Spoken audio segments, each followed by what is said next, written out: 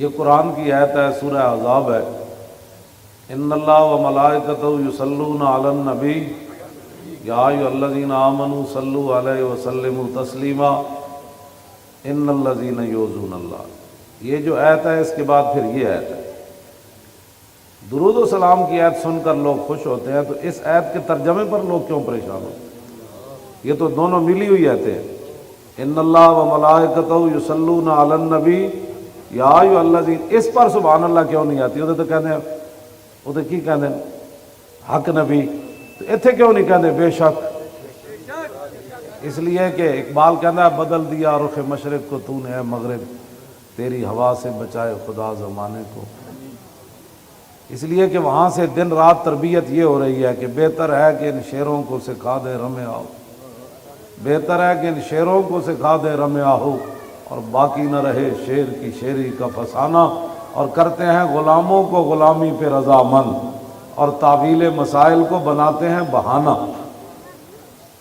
یہ امام تقی الدین سبکی ہیں جنہوں نے، میں صرف اس کے اندر جو آپ نے بات شروع کی ہے نا وہاں سے میں آپ کے سامنے، یہ پوری کتاب ہے اور اس کے تقریباً عربی میں ہے، اس کے تقریباً 750 کے قریب صفحات ہیں۔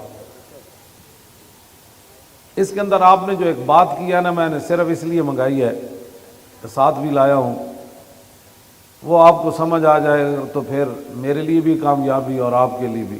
آپ فرماتے ہیں مجھ سے ایک فتویٰ پوچھا گیا گستاخ رسول کے بارے میں، ایک عیسائی نے حضور کے خلاف بات کی، تو فرمایا کہ میں نے پھر فتویٰ لکھا کہ اس نصرانی کو قتل کر دیا جائے، عیسائی کو، جس طرح کعب بن اشرف کو حضور نے قتل کروایا، اور اسی میں حضور کی عزت ہے اور اسی میں حضور کے دل کا سکون ہے۔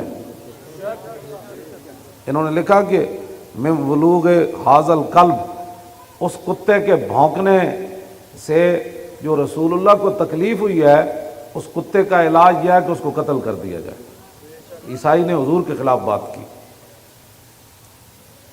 آپ نے فرمایا کہ وَيُطَہَّرُ الْجَنَابُ الرَّفِيعُ، کہ حضور کی جو جناب اقدس ہے، جن کا مقام بلند و بالا ہے، ان کے شان کا یہی تقاضا ہے کہ اس کتے کو بھونکنے سے روکنے کے لیے اس کی گردن اتار دی جائے۔ آگے پھر آپ نے بات کرتے کرتے آگے جو بات کی ہے نا وہ بڑی عجیب کی ہے۔ آپ نے فرمایا کہ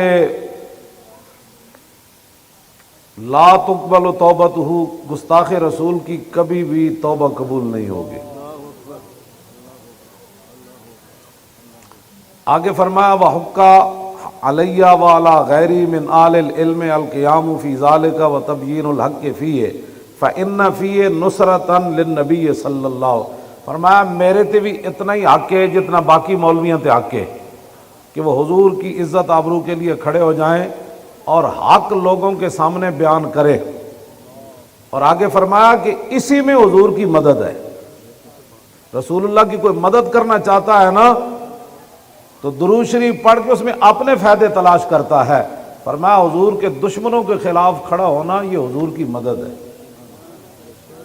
آگے پھر قرآن کی آیت لکھی، فرمایا وَلِيَعْلَمَ اللَّهُ مَن يَنصُرُهُ وَرُسُلَهُ بِالْغَيْبِ إِنَّ اللَّهَ قَوِيٌّ عَزِيزٌ۔ یہ سورہ مجادلہ کی آیت نمبر 25 ہے۔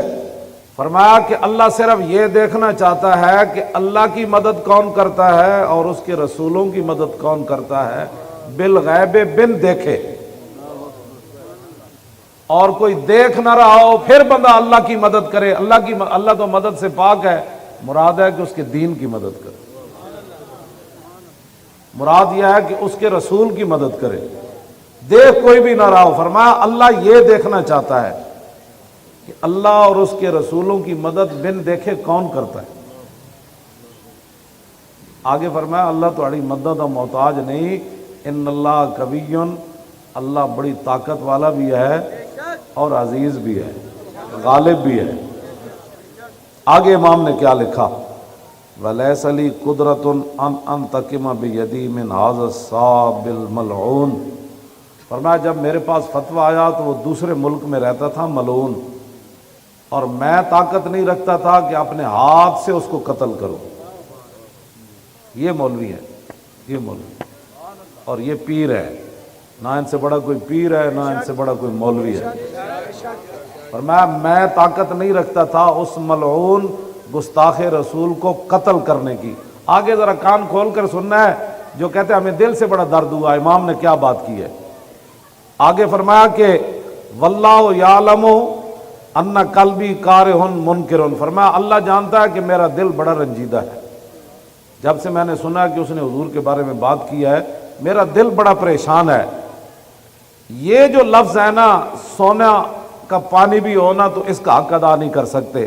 فرمایا ولیکن لا یکفی الانکار بالقلب ہاؤنا، فرمایا حضور کا مقام ایسا ہے کہ جب یہاں کوئی بات کر دے تو پھر دل پریشان ہونے سے بارگاہ رسالت میں یہ بات کافی نہیں ہوتی، بلکہ ہاتھ سے یا زبان سے یا قلم سے اس کا جب تک رد نہ کرے۔ یہ رسول اللہ کا غلام نے یہ بات، وہاں صرف دل سے بات نہیں چلتی، میرا دل بڑا پریشان ہے۔ تو آگے کیا لکھا؟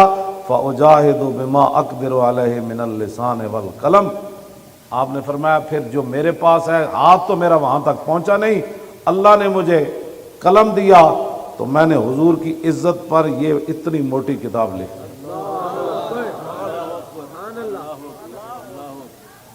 اور آگے کیا کہا، اگلی بات بھی سنیں۔ یہاں تو ایک تقریر کر کے ایک نعت پڑھ کے تو ایک لوگ دیگ پکا کے وہ سمجھتے ہیں نا ہم نے حضور کا حق ادا کر دیا۔